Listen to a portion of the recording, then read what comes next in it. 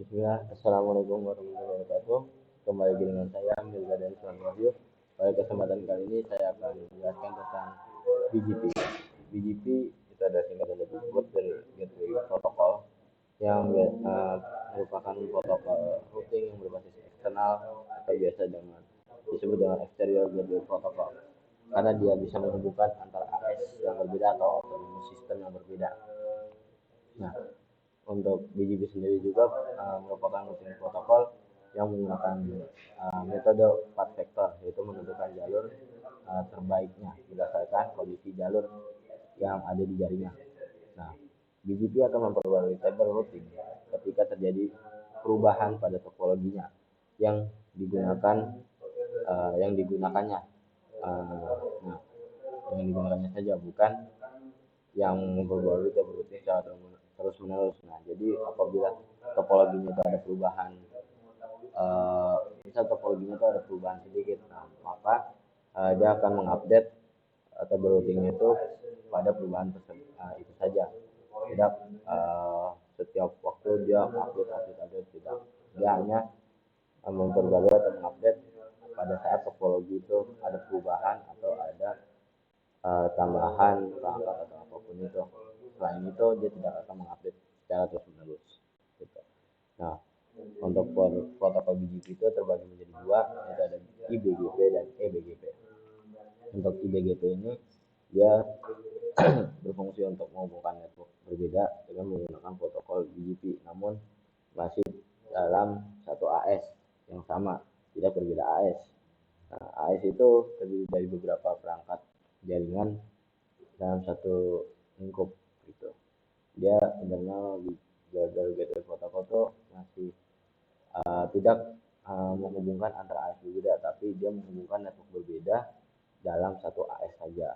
Sedangkan eksternal EBGP itu singkat dari External Border Gateway Protocol, dia menghubungkan network berbeda dan dia menghubungkan juga autonomous yang berbeda. Nah, misal ada satu AS, misal ada AS1 dan AS2. Nah, agar dia saling bisa berkomunikasi, bertukar informasi, maka dibutuhkanlah EBGP ini agar bisa saling berkomunikasi satu sama lain. Gitu kegunaan dari EBGP. Berbeda dengan IBGP. Kalau IBGP itu hanya di dalamnya, sedangkan EBGP itu di luarnya gitu. Nah, jadinya tuh di BGP ini berjalannya BGP menggunakan mekanisme yang disebut dengan peering. Nah, administrator juga menetapkan router tersebut sebagai router peer BGP atau speaker BGP. Nah, kalian juga atau saya dapat menganggap peer sebagai perangkat di tepi atau batas sistem otonom. Jadi dia tuh berdirinya tuh di pinggir, kayak eksternal BGP tadi, EBGP, dia tuh berdirinya tuh di pinggir AS-nya, biar apabila ada AS yang berbeda dia bisa menghubungkannya. Jadi itu kayak perantara gitu. Nah, fungsi utama dari peer BGP itu yang pertama itu ada penemuan route, penyimpanan route, dan pemilihan jalur. Nah, itu adalah fungsi-fungsi pada peer BGP. Nah, itu fungsi utama pada peer BGP ya guys. Ada 3, yaitu ada penemuan route, penyimpanan route, dan pemilihan jalur. Nah, kemudian ada yang namanya BGP header scale, yaitu meningkatkan jutaan perangkat yang berhubung ke internet. Bagaimana mungkin hanya satu router BGP dapat terhubung dengan ribuan potensi peer. Nah, ada beberapa pendekatan digunakan untuk mengelola skala dan mengkomunikasi perluasan internet. Nah, subdivisi digunakan pada setiap tingkat sehingga jumlah peer yang harus diingat oleh setiap router tetap dapat bisa dikelola oleh orang. Nah, ini adalah saya akan membahas beberapa cara BGP mengenai skala. Yang pertama itu ada router vektor. Itu adalah mengurangi jumlah koneksi di BGP internal atau IBGP. Satu router dapat bertindak sebagai hub pusat yang melakukan peering dengan cluster internal dari root kita sendiri.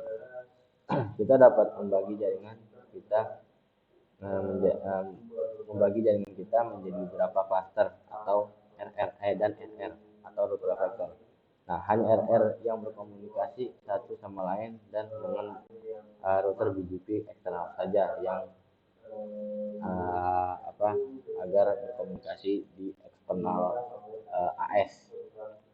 Nah, kemudian ada yang kedua itu confederation, yaitu setiap router BGP eksternal tidak terhubung ke setiap router BGP eksternal lainnya di seluruh dunia.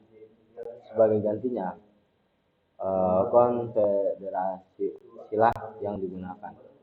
Nah, konfederasi itu seperangkat sistem otonom dengan nomor sistem otonom atau ASN tunggal yang dilihat oleh internet. Nah, yang tadinya kita menggunakan banyak router BGP eksternal ya udah banyak nih, tapi satu sama lain tidak bisa terhubung. Nah, ada gantinya yaitu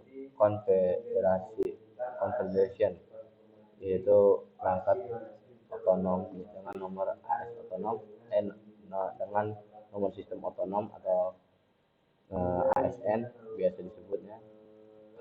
Dia bentuknya tunggal yang bisa dilihat oleh internet. Itu adalah salah satu cara BGP menangani skalanya. Nah, terus yang terakhir ini yang ketiga itu root aggregation. Itu membantu mengurangi jumlah jaringan BGP secara global. Namun peer global tingkat atas juga terus tumbuh secara eksponensial dalam upaya untuk mencegah kerusakan konektivitas yang terus meluas. ISP bekerja sama untuk menjaga agar tabel peruteran global tetap sekecil mungkin. Mereka menggunakan peruteran antar domain tanpa kelas atau bisa disebut dengan CIDR. Nah, untuk mengalokasikan alamat IP dengan lebih efisien, mereka menggunakan agregasi root untuk mempresentasikan beberapa jaringan dalam entry table pada peruteran tunggal. Nah, root aggregation ini adalah mengurangi konektivitas yang terus meluas, dan dia juga membantu BGP agar mengurangi jumlah BGP pada global. Itu kegunaan dari root aggregation. Mungkin sekian dari saya. Bila ada penjelasan yang kurang jelas mohon dimaafkan.